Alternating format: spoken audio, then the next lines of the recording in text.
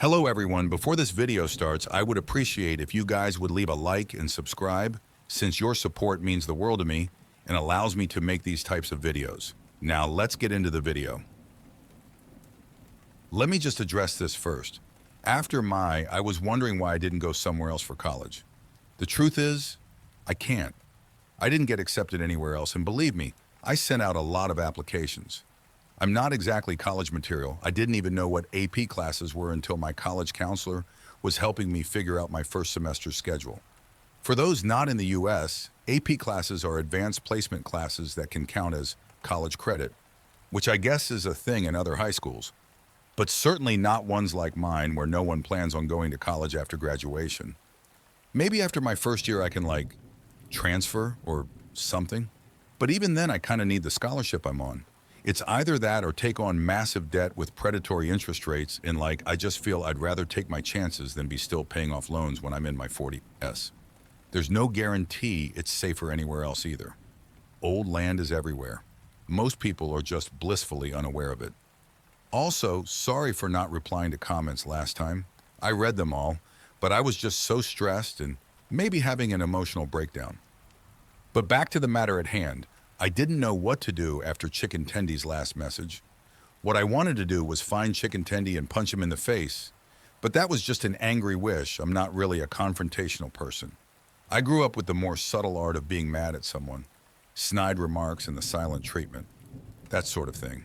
Though I did super glue someone's locker shut in middle school once, does that count as being confrontational? My anger at Chicken Tendy wasn't productive there, though. As much as I want to stay out of the weirdness going on around here, I still felt like I was responsible for Sweater Girl's predicament. Sure, I didn't know, but I was raised around inhuman things. It doesn't mean that I'm going to be able to somehow deduce when I'm dealing with something unnatural right away. I don't feel guilty for not figuring out what the laundry lady was until it was too late. It's more that I know there's a balance to dealing with the inhuman. There's rules. Broad, unspoken rules that govern interactions and the fulfillment of debt between people and unnatural things. If you are the one that causes harm to come to someone, then you must also be the one to make it right. Sometimes you're the only one that can make it right. I got my jacket and hurried from the dorm room. Cassie wouldn't be back for a while as she had 2 classes back to back, and I didn't know the other girls in my dorm well enough to ask them for help.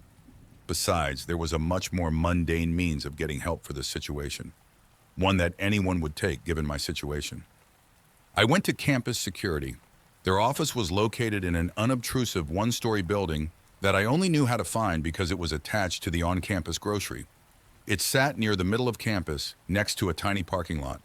The building was functional, and that is about all that could be said of it. They built it out of necessity because they had to put these miscellaneous administrative departments somewhere and didn't want to sully the main administrative building with their presence. I told the person at the front desk that someone broke into my room, and they eventually got me to a bored-looking middle-aged man that reluctantly pulled out some paperwork to fill out as I talked. I started to get the feeling that since the only crime was entering my dorm room and no real harm was done, he didn't care all that much. I wish I understood what the heck campus security is even for. At first I figured they functioned much like the police back home did, an extra layer of bureaucracy to protect the town from real consequences, which I suppose they are, but it wasn't in the way I was hoping for. The police back home at least knew when to get Kate's family involved to sort things out. This guy just wrote some stuff down, sighed deeply, and shoved it in among the other papers on his desk with a promise to look into it. "That lady is not normal," I exploded when I realized I was going to be sent on my way without a thing happening. Sure, he said. "We'll take care of it." It struck me then. I was the outsider here. If they were protecting anyone, they were protecting the campus, and this time I was on the outside. I was the person they wanted to keep in the dark. I decided to clue him in to the fact that I wasn't nearly as naive as the other students. "Do you know anything about monsters?" I asked grimly. "Because I sure do." His expression went slack. It was like someone flipped the off switch in his brain. His eyes stared vacantly past me, and his jaw swung open. This wasn't an expression of disbelief or surprise. I think if I had gently prodded him, he simply would have fallen limply out of the chair. It was like a puppet's strings had been cut in front of my face, and I could only sit there staring in shock, my heart hammering in my chest. Then his gaze cleared, and he came around with a slow roll of his head, his eyes rolling up and around before finally settling on where I sat across from him once again. He gave a long, lazy smile, and he looked at me without really seeing me. "Monsters," he slurred. "Oh, siree, monsters!" And he giggled. Are you high?" I asked in disbelief. "This isn't funny. There are things out there. I've seen them." His expression changed again. It snapped into a twisted anger. His brow furrowed and his eyes narrowed tight enough to etch deep creases into his flesh. When he spoke, he spat each word while I sat there with my back pressed against the chair, unconsciously trying to put more distance between us. I felt like he would leap across the desk and snap my neck with his bare hands from the way his fingers jerked and convulsed on the desk surface. "There is nothing out there," he said. Each word was barked with incredible effort, like a hook was dragging them out of his throat. His chest seemed to writhe with the effort. "Nothing," he repeated. "The rain is just the rain." He wasn't even looking at me, I realized. His eyes were unfocused. It was like I didn't even exist anymore. Who then were his words for? He kept repeating it over and over. There was nothing out there. The rain was just the rain. Bullshit, I thought. But I knew better than to say so out loud. His face was growing red. Froth formed at the corners of his lips. He began to shred the papers on his desk, his fingers curled like claws. I watched as my report that he'd dutifully written down was ripped in half and then half again. There was nothing out there. The rain was just the rain. I slid sideways out of the chair, stumbling away from his desk. No, this couldn't be happening. No, I'd come here for help, and instead, I didn't know what was happening. The person in front of me continued to writhe, repeating his mantra over and over, caught in the throes of something he couldn't resist. I ran. I didn't know what else to do. I couldn't help him, so I thought maybe, if I removed myself as the cause, it'd get better. I don't know. The person at the front desk absently bid me a good day as I rushed past them. Their words sounded vacant, as if whatever had gripped the man helping me had thrown its net across the entire office, blinding them to my distress. I fled, bursting out the front door, and then paced up and down the sidewalk once or twice, trying to catch my breath, trying to think straight. Finally, I took a deep breath and stepped back inside. The person at the front desk greeted me as if they'd never seen me before and asked how they could help.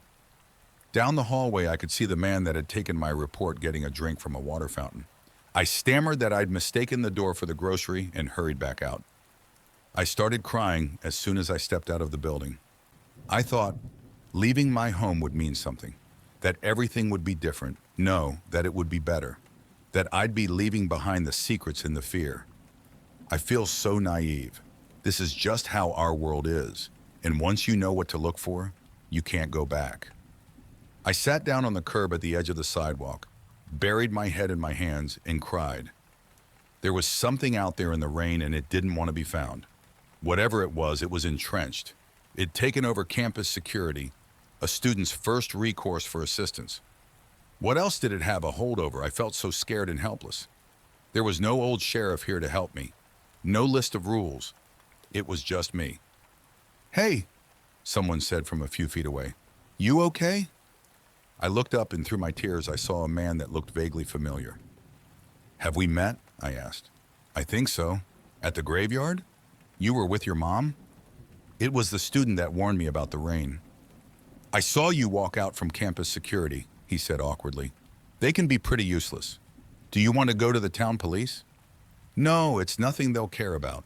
I stood hastily wiping at my tears with the back of my hand.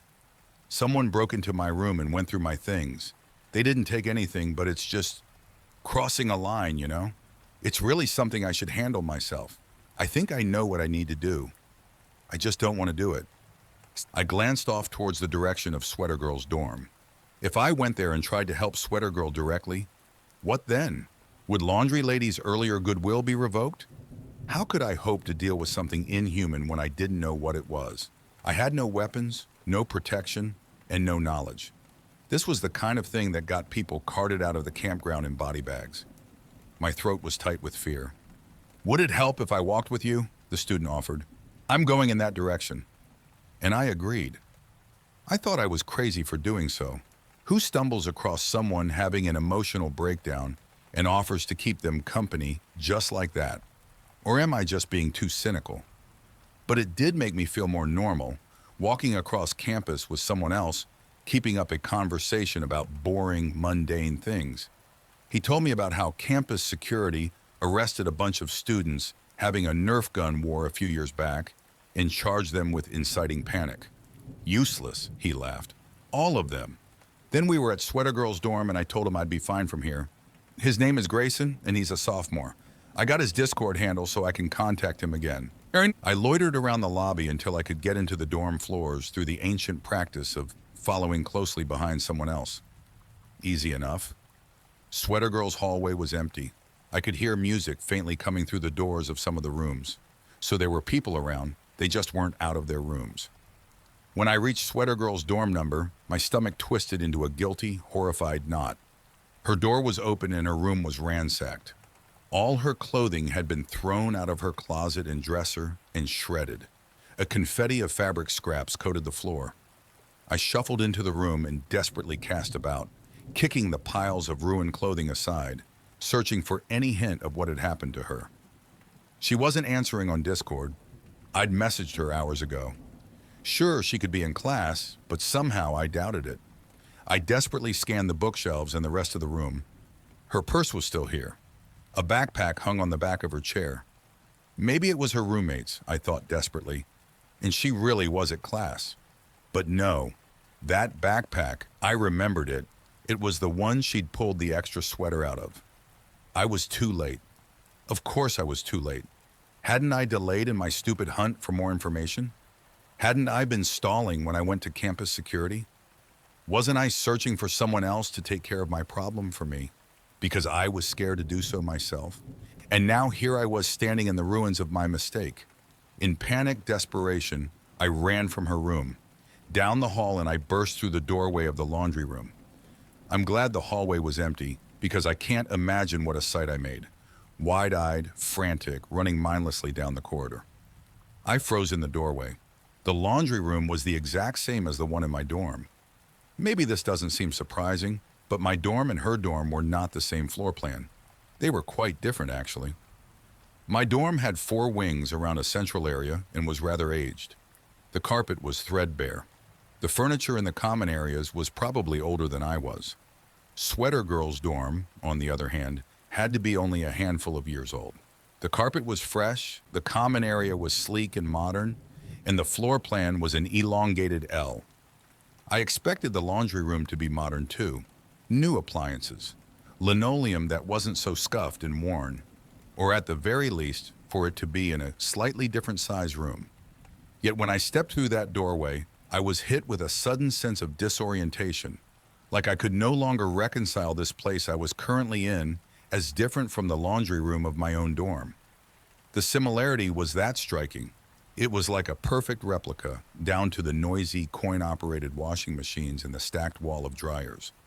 All of them were in use except for one dryer. I walked over to it and peered inside. I didn't know quite what I was doing, other than I was following my instincts. Empty. I started to turn away disappointed. What was I expecting to find after all? Then something caught my eye, a flash of color and a glint of reflected light. I pushed my glasses further up on my nose and took another look. A fingernail was caught on the back of the dryer. Just the fingernail, the end still bloody from where it was ripped from a hand. It shone with glittery purple nail polish. The bathrooms all require key codes to enter, so I threw up in the laundry room trash can instead. With my stomach empty, I could think a little more clearly. Part of me wanted to just walk away and pretend I didn't see anything, but then I would have to live with that resting on my conscience. Someone's daughter would just vanish with them never finding out what happened. Sort of like how my father vanished. So with trembling limbs, I crawled into the dryer. I plucked the nail out of the side and held it tightly in my hand, even as my stomach twisted queasily. The drum was just barely big enough to fit me, and I had to curl up, my head almost between my knees. I felt tremendously silly, but Sweater Girl had possibly been through here and I couldn't think of anything else that would take me to her. I only had to hope that whatever was going to happen would hurry up and happen before anyone came along and found me stuck in the dryer like an idiot. The door slammed shut. I shrieked in surprise and slammed my shoulder against it in panicked instinct, but the door didn't budge. Instead, the drum began to slowly rotate. It tilted, pitching me forwards, and then flipped me upside down. It did this for a few rotations until I was dizzy and flushed from the blood rushing to my head. I slammed my elbow against the door, but it refused to budge. Something had turned it on, but it certainly didn't seem to be transporting me to wherever Sweater Girl had gone. This was just a cruel little game at my expense. And then the door popped open. I spilled out head first and rolled out onto the floor at someone's feet. "I know you're having a bad day," Grayson said from above me, "but I don't think whatever you're trying to do here is going to help." "What are you doing here?" "So this is my dorm," he replied as I turned myself right side up. "I'm supposed to be here. Unlike you, I think." "I was trying to find passage to another reality," I coughed, raking my hair out of my face. I no longer cared what he thought of me. Apparently, anyone who was nice to me died or something. Maybe it was better if I didn't have any friends at college. I'd just screw it up like I was already screwing up being here. My family was right. I didn't belong here. My former classmates were right. I was the most likely to die to something inhuman. I was nothing but a massive fuck-up. "I didn't know you were part of the Rain Chasers Club," he said. "What?" Disheveled and on the verge of tears once more, I stared up at him. He had a bemused look on his face under his sandy brown hair. He extended a hand to help me up. "It's an innocuous name," he said. "But they're into the stories that surround the campus, and specifically the Rain." He assumed that trying to find alternate realities was their latest crazy idea. "Not that I think you're crazy," he said hastily. "They seem to have a lot of fun chasing down rumors. I went to their meetings in my freshman year and still lurk in their private Discord channel. I'll send you an invite." And he did. Their next meeting is in a few days. I introduced myself on Discord and only said I was curious about the Rain. "I'm going to be careful.